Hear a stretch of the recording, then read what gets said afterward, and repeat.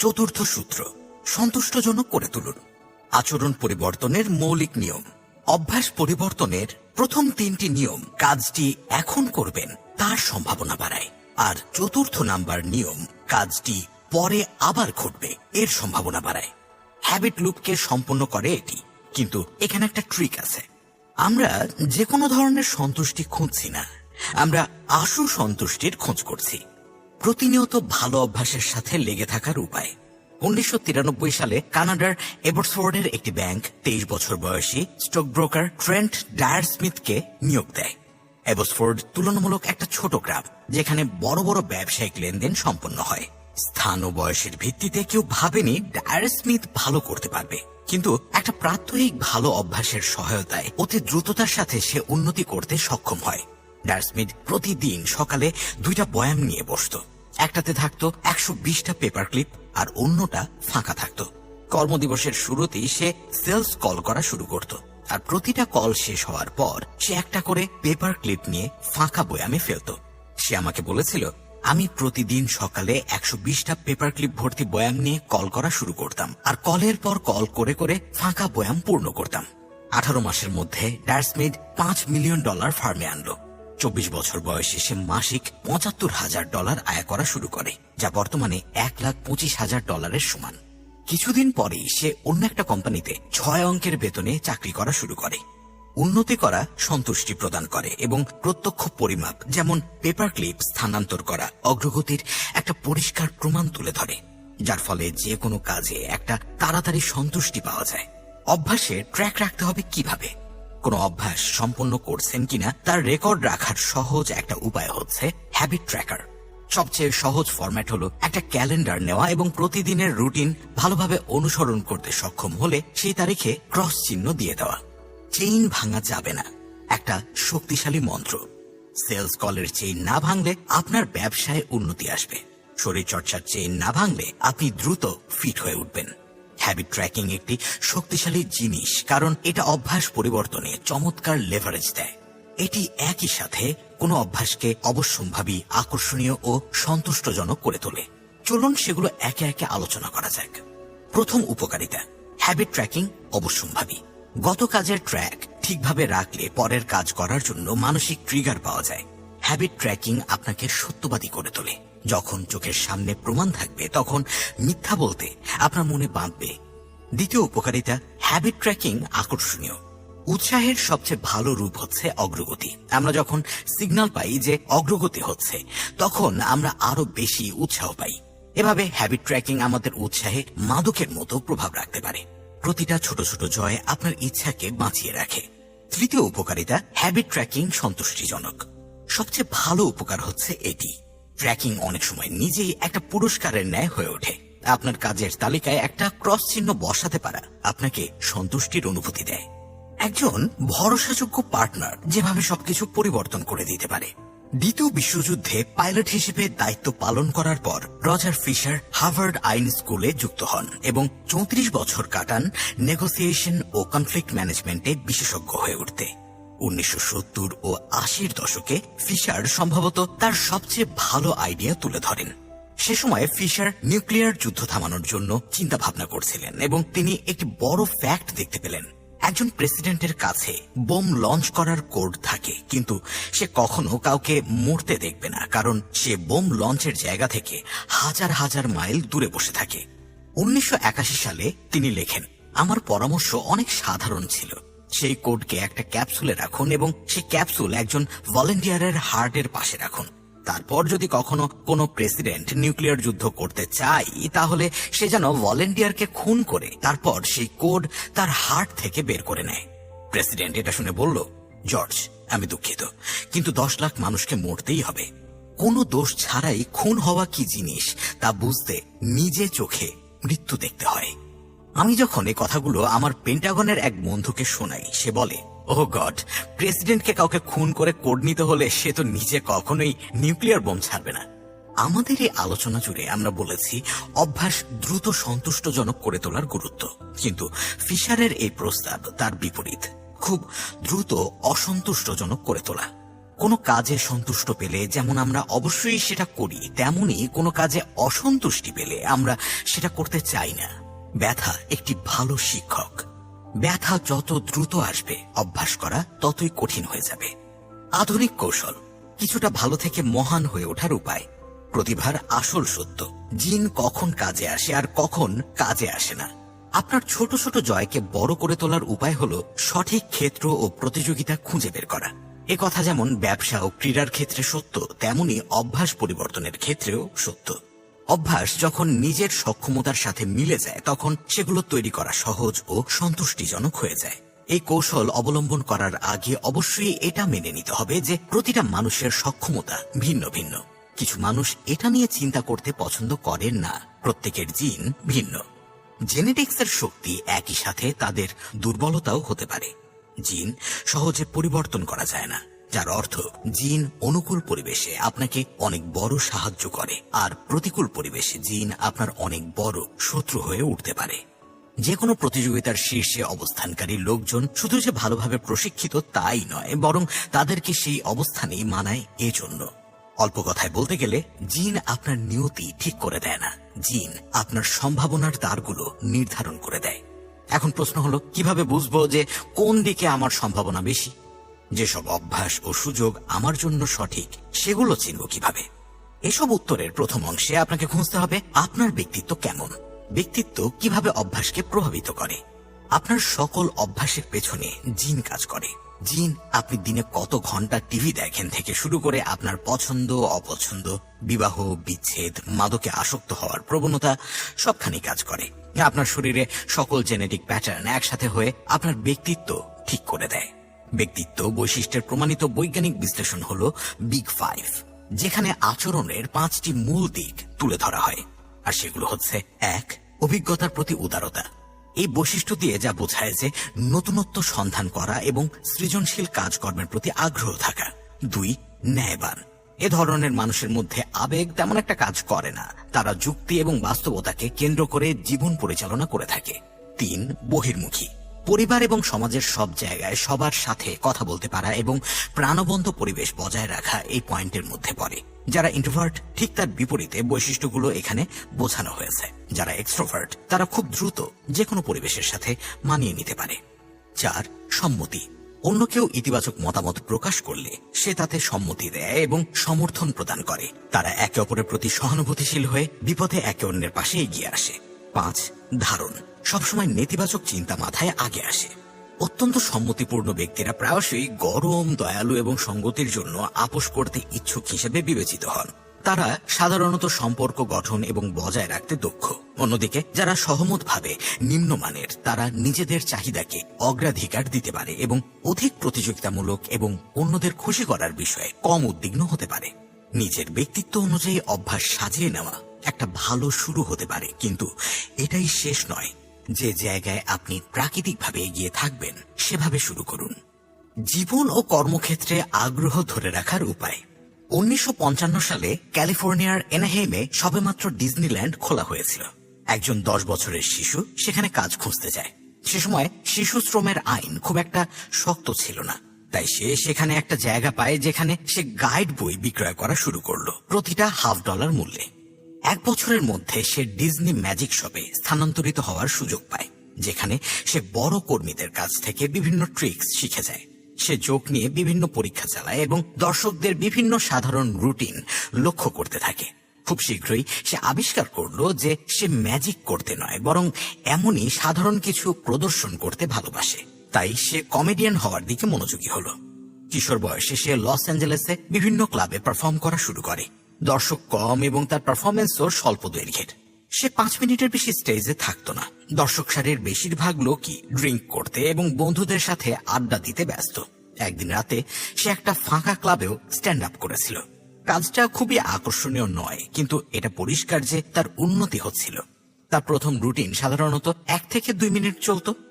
উচ্চ বিদ্যালয়ের বয়সে তা বেড়ে 5 মিনিটে আসলো এবং তার কিছু বছর পর 10 মিনিট। 19 বছর বয়সে সে সপ্তাহে একটা পারফরমেন্সে 20 মিনিট করে স্ট্যান্ড আপ করতে শুরু করে।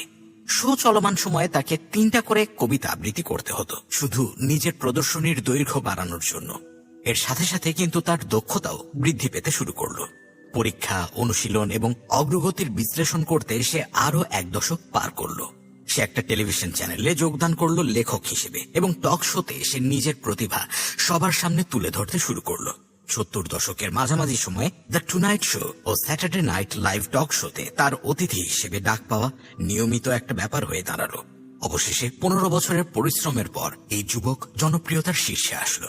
সে 63 দিনে 60টি শহর ঘুরেছে, তারপর 80 দিনে 72টি, তারপর 90 দিনে 85টি শহর। ওহাইওর একটা শোতে তিনি 18,695 জন দর্শকের সামনে পারফর্ম করেছিলেন। নিউ ইয়র্কের আরেকটা 3 দিনের শোতে 45,000 টিকিট বিক্রি হয়েছিল তার পারফরমেন্স দেখার জন্য। তিনি স্ট্যান্ড আপ কমেডির শীর্ষে পৌঁছে যান এবং তার সময়ের অন্যতম সেরা কমেডিয়ান হয়ে ওঠেন। তার নাম স্টিভ মার্টিন। মার্টিনের গল্প থেকে বোঝা যায় যে লং টার্মে কোনো অভ্যাসের সাথে লেগে থাকার উপায় আসলে কি। কমেডি ভীতু লোকদের জন্য নয়। সে বলেছে 10 বছরের শেখা, 4 বছরের অনুশীলন এবং 4 বছর অবিশ্বাস্য সফলতা। মার্টিনের মতো লোকেরা কিভাবে একটা নির্দিষ্ট অভ্যাসের সাথে লেগে থাকে যেখানে বেশিরভাগ মানুষই বেশি দিন তা ধরে রাখতে পারে না। অভ্যাসকে কিভাবে ডিজাইন করতে হয় যাতে করে তা আমাদের কাছে টানে কিন্তু মিশিয়ে যায় না। বিজ্ঞানীরা অনেক বছর ধরে এসব প্রশ্নের উত্তর খুঁজে যাচ্ছেন। এখনো অনেক কিছু জানার বাকি, তবে এখন পর্যন্ত সবচেয়ে ভালো উপায় হচ্ছে নিজের সক্ষমতা অনুযায়ী জটিলতার স্তর ঠিক করা। মানুষের মস্তিষ্ক চ্যালেঞ্জ ভালোবাসে, কিন্তু তখনই যখন সেটা একটা সহনীয় পর্যায়ের জটিলতায় থাকে। আপনি যদি টেনিস খেলতে ভালোবাসেন এবং একটি 4 বছরের বাচ্চার বিরুদ্ধে টেনিস ম্যাচ শুরু করেন, তাহলে আপনি খুব তাড়াতাড়ি বিরক্ত হয়ে যাবেন, কারণ এটা অনেক সহজ। আপনি সব পয়েন্ট জিতবেন। অপরদিকে আপনি যদি রজার ফেডারার বা সেরেনা উইলিয়ামসের মতো পেশাদার টেনিস প্লেয়ারের বিপক্ষে খেলেন, তাহলেও আপনি উৎসাহ হারিয়ে ফেলবেন, কারণ এটা অনেক কঠিন। এখন চিন্তা করেন আপনি আপনার সমপর্যায়ের কারো বিপক্ষে টেনিস খেলছেন। গেম এগিয়ে যাওয়ার সাথে সাথে আপনি কিছু পয়েন্ট জিতবেন, আবার কিছু পয়েন্ট হারাবেন। ফোকাস তখন তীক্ষ্ণ হয়ে যাবে, বিক্ষেপ চলে যাবে এবং আপনি খেলার প্রতি অনেক বেশি মনোযোগী হয়ে যাবেন, কারণ এটা আপনার জন্য একটা পরিমাণ মতো জটিলতা বা কাঠিন্যতা। এটা স্বর্ণকেশী নিয়মের একটা ভালো উদাহরণ। স্বর্ণকেশী নিয়মে বলা হয় মানুষ সবচেয়ে বেশি উৎসাহ অনুভব করে যখন কোনো কাজ তার সক্ষমতার একদম কাছাকাছি। খুব সহজও না, খুব কঠিনও না, শুধু সঠিক। স্বর্ণকেশী নিয়ম বাস্তবে মার্টিনের কমেডি ক্যারিয়ারের স্বর্ণকেশী নিয়মের একটা ভালো উদাহরণ। প্রতি বছর তিনি তার কমেডি রুটিন 1 থেকে 2 মিনিট করে বৃদ্ধি করেছেন। তিনি সবসময় নতুন নতুন জিনিস যুক্ত করতেন, কিন্তু সবসময় এমন কিছু জোকসও রাখতেন যেটাতে হাসাটা বাধ্যতামূলক। তার কাজে ঠিক পরিমাণ মতো জয় ছিল যা তাকে উৎসাহিত রাখত, এবং যথেষ্ট ভুলও ছিল যা তাকে কঠোর পরিশ্রম করাতো। একদম প্রাথমিক পর্যায়ে আচরণকে সহজ রাখা গুরুত্বপূর্ণ, যাতে করে আপনি প্রতিকূল পরিবেশেও তার সাথে লেগে থাকতে পারেন। এই ধারণা আমরা অভ্যাসের 3য় সূত্রে বিস্তারিতভাবে আলোচনা করেছি। যখন কোনো অভ্যাস প্রতিষ্ঠিত হয়ে যায়, তখন সেটাকে উন্নতির দিকে নিয়ে যাওয়ার চিন্তা ভাবনা শুরু করতে হয়। এসব ছোট ছোট অগ্রগতি আপনাকে লেগে থাকতে সাহায্য করে, এবং আপনি যদি স্বর্ণকেশী অবস্থায় চলে আসতে পারেন, তাহলে আপনার গতি চলমান থাকবে। গতি চলমান থাকার অর্থ হলো জোনের মধ্যে থাকা এবং কোনো কাজে গভীরভাবে নিমজ্জিত থাকা। বিজ্ঞানীরা খুঁজে বের করেছেন যে গতিশীল অবস্থান অর্জন করতে হলে আপনার বর্তমান সক্ষমতার 4% উন্নত অবস্থায় পৌঁছাতে হবে। বাস্তব জীবনে হয়তো এটা পরিমাপ করা সম্ভব না, কিন্তু স্বর্ণকেশী নিয়মের ধারণা সঠিক কঠিনতা ধরে রাখলে উৎসাহ বেঁচে থাকে। উন্নতির জন্য প্রয়োজন মুখরোচক ভারসাম্য। উৎসাহ ধরে রাখতে হলে অগ্রগতি করার সময় নিয়মিত মোকাবেলার অনুসন্ধান করতে হবে, যা আপনাকে আপনার সক্ষমতার দ্বার প্রান্তে নিয়ে যাবে। আকর্ষণ ও সন্তুষ্টি ধরে রাখতে অভ্যাসকে শালীনভাবে ধরে রাখতে হয়। বৈচিত্র্য ছাড়া আমরা বিরক্ত হয়ে পড়ি, আর বিরক্ত সম্ভবত আত্মবিশ্বাসের সবচেয়ে বড় ভিলেন। লক্ষ্যে কাজ করতে গিয়ে বিরক্ত অনুভব হলে ফোকাস কিভাবে ধরে রাখবেন? আমার বেসবল ক্যারিয়ার শেষ হওয়ার পর আমি নতুন খেলার খোঁজে ছিলাম। আমি একটা ভার উত্তোলন দলে যোগদান করি এবং একদিন একজন অভিজাত কোচ আমাদের জিম পরিদর্শন করতে আসে। কিছু অলিম্পিয়ান সহ প্রায় 1000 খানেক ক্রীড়াবিদ এর সাথে কাজ করেছেন। আমি নিজের পরিচয় দিলাম, তারপর অগ্রগতির প্রক্রিয়া নিয়ে আলোচনা শুরু করলাম। আমি জিজ্ঞাসা করলাম, একজন সেরা ক্রীড়াবিদ ও বাকিদের মধ্যে পার্থক্য কি? সফল ব্যক্তিরা এমন কি করে যা সাধারণ ব্যক্তিরা করে না?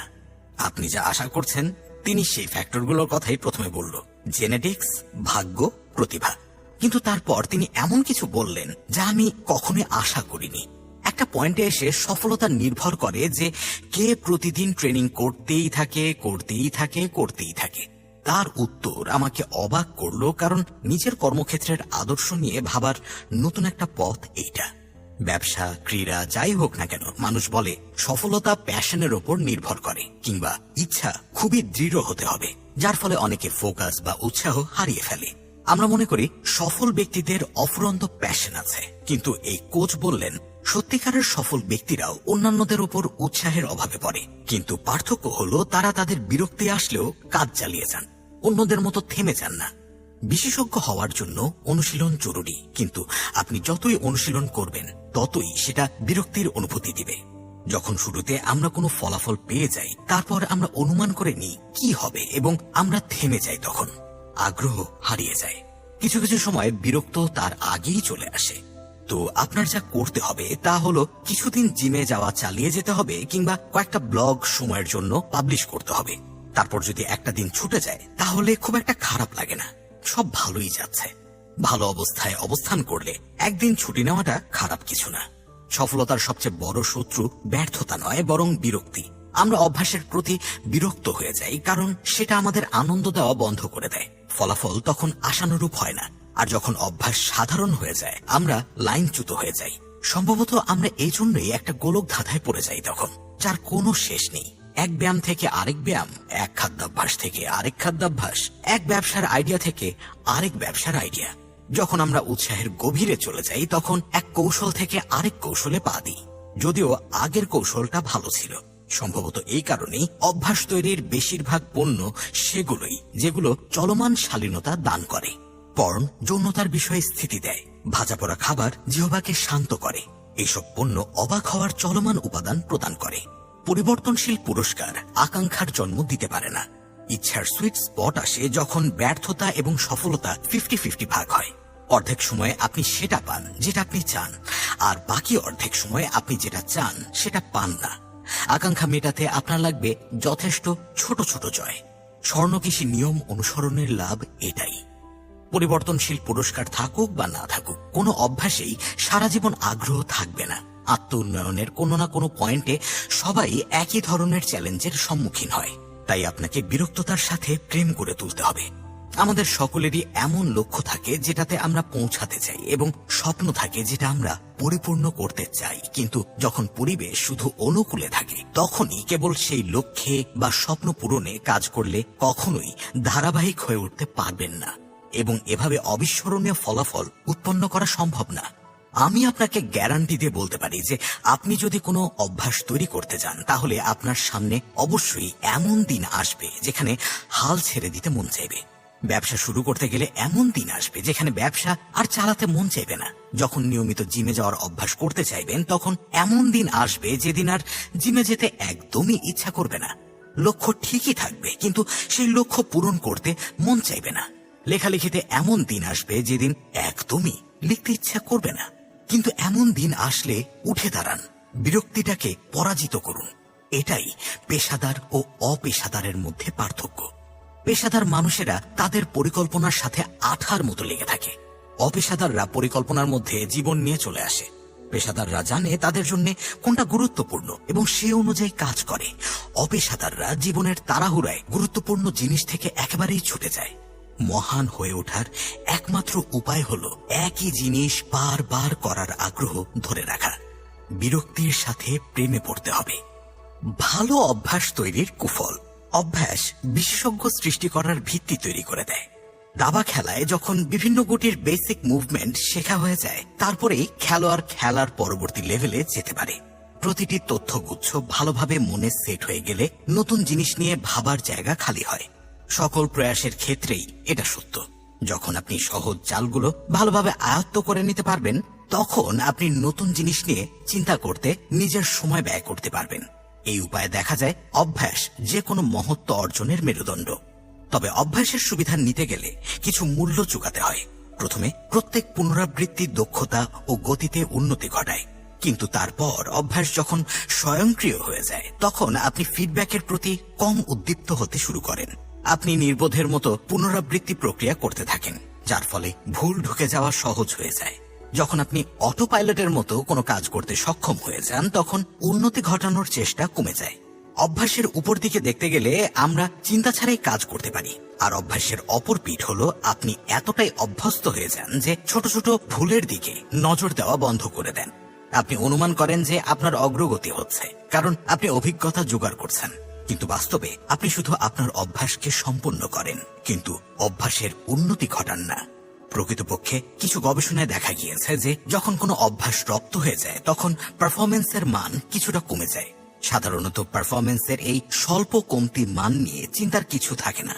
দাঁত ব্রাশ করতে, মোজা পড়তে কিংবা টাই পড়তে উন্নতি সাধন করেই যেতে হবে এমন কোনো কথা নেই। এরকম অভ্যাস যথেষ্ট ভালো হলে যথেষ্ট। নগণ্য জিনিসে কম শক্তি খরচ করলে গুরুত্বপূর্ণ জিনিসের জন্য শক্তি জোগাড় হয়। সে যাই হোক, নিজের সম্ভাবনা সর্বাধিক করতে গেলে ও অভিজাত লেভেলের পারফরমেন্স অর্জন করতে গেলে সূক্ষ্ম কৌশলের প্রয়োজন। অন্ধের মতো একই কাজ বারবার করে আপনি কখনোই চমৎকার কিছু আশা করতে পারেন না। পরম পাণ্ডিত্যের জন্য অভ্যাস জরুরি, কিন্তু যথেষ্ট নয়। দরকার হলো স্বয়ংক্রিয় অভ্যাস ও সুচিন্তিত অনুশীলন। অভ্যাস প্লাস সুচিন্তিত অনুশীলন ইকুয়ালস টু মহত্ব। মহান হতে গেলে নির্দিষ্ট কিছু দক্ষতা স্বয়ংক্রিয় করে নিতে হয়। মহত্ব এমন একটি প্রক্রিয়া যার মাধ্যমে ফোকাস সূক্ষ্ম হয়ে ওঠে। এর ফলে বিগত করা কাজগুলো পুনরায় করা সহজ হয়ে যায়। সব অভ্যাস পারফরমেন্সের পরের লেভেল আনলক করে দেয়। এটা একটা অশেষ চক্র। অভ্যাস শক্তিশালী হওয়া সত্ত্বেও আপনাকে সজাগ থাকতে হবে, যাতে করে আপনি প্রতিনিয়ত উন্নতি বয়ে আনতে পারেন। যখন কোনো অভ্যাসে খুবই দক্ষ হয়ে যাবেন এবং সেটা আপনার জন্য স্বয়ংক্রিয় হয়ে যাবে, তখনই নজর রাখতে হবে আপনি যেন অন্ধের মতো না হয়ে যান এবং কোনো ভুলকে ঠাঁই করে দেন। কিভাবে অভ্যাসের পর্যালোচনা করে মেরামত করা যায়? 1986 সালে লস অ্যাঞ্জেলেসে লেকার্সের সবচেয়ে প্রতিভাবান বাস্কেটবল দল ছিল, কিন্তু তারা এটাকে সে অনুযায়ী মনে করে না। তারা 1985 থেকে 1986 সালের সিজন শুরু করে অবিশ্বাস্য রেকর্ড 29-5 দিয়ে। বিশ্লেষকরা বলছিল, আমরা হয়তো বিশ্বের সবচেয়ে সেরা বাস্কেটবল টিম প্রত্যক্ষ করছি। হেড কোচও তাই বলেছিলেন, কিন্তু সবাইকে অবাক করে লেকার্স 1986-র প্লে অফসে হোঁচট খায় এবং তাদের সিজন সেখানেই শেষ হয়ে যায়। ইতিহাসের সেরা বাস্কেটবল টিম এনবিএর ফাইনাল পর্যন্ত অংশগ্রহণ করতে পারল না। ভেতরের কথা হতে পারে, হেড কোচ তার টিমের প্রতিভা দেখে বিরক্ত হয়ে গিয়েছিলেন। তিনি খুব ভালো একটা পারফরমেন্সের পর কিছুটা খারাপ পারফরমেন্স মেনে নিতে পারতেন না। তিনি চাইছিলেন লেকার্স যেন প্রতি ম্যাচে নিজের সেরাটা দিয়ে খেলে। 1986 গ্রীষ্মে তাই তিনি এই পরিকল্পনা বাস্তবায়নের জন্য একটা সিস্টেম সৃষ্টি করেন, যার নাম ক্যারিয়ার বেস্ট এফোর্ট প্রোগ্রাম বা সিবিএ। হেড কোচ রাইলি এভাবে ব্যাখ্যা করেন, যখন কোনো প্লেয়ার প্রথম লেকার্স টিমে যোগদান করে, আমরা হাই স্কুল পর্যন্ত তার বাস্কেটবল রেকর্ড দেখতাম। আমি এটাকে ডাকতাম টেকিং দেয়ার নাম্বার। আমরা দেখতাম একটা প্লেয়ার কোন জিনিসটা একদম সঠিকভাবে করতে পারে, তারপর সে অনুযায়ী তাকে আমাদের দলে ফেরাতাম। প্লেয়ারদের বেসলাইন লেভেল নির্ধারণ করার পর রাইলি একটা প্রধান ধাপ যোগ করেছিলেন। তিনি প্লেয়ারদের বলতেন পুরো সিজন জুড়ে তারা যেন অন্তত 1% উন্নতি আনতে পারে। তারা যদি সফল হয়, তাহলে সেটা হবে সিবিএ বা ক্যারিয়ার বেস্ট এফোর্ট। অনেকটা প্রথম চ্যাপ্টারে ব্রিটিশ সাইকেল টিমের মতো। তারা প্রতিদিন অন্তত ছোট কিছু উন্নতি করার চেষ্টা করে। সিবিএ সম্পন্ন করার 8 মাস পর তারা এনবিএ চ্যাম্পিয়ন্স হয়েছিল। এরপর লেকার্স তার টিমকে নেতৃত্ব দেওয়া চালিয়ে যান এবং লেকার্স ইতিহাসের প্রথম দল যারা টানা 20 বছর এনবিএ চ্যাম্পিয়ন হয়। এই সিবিএ সিস্টেম রিভিউ করার শক্তির একটা খুবই ভালো উদাহরণ। উপসংহার, একটা ছোট্ট পরিবর্তন কি আপনার জীবন বদলে দিতে পারে? আপনি হয়তো না বোধক উত্তর দেবেন, কিন্তু এর সাথে আরেকটা পরিবর্তন করলে কি হবে? তারপর আবার একটা ছোট পরিবর্তন করলে কি হবে? এভাবে এমন একটা পয়েন্ট আসবে যখন আপনার মানতেই হবে যে আপনার জীবন পরিবর্তন হয়েছে ছোট ছোট পরিবর্তনের মাধ্যমে।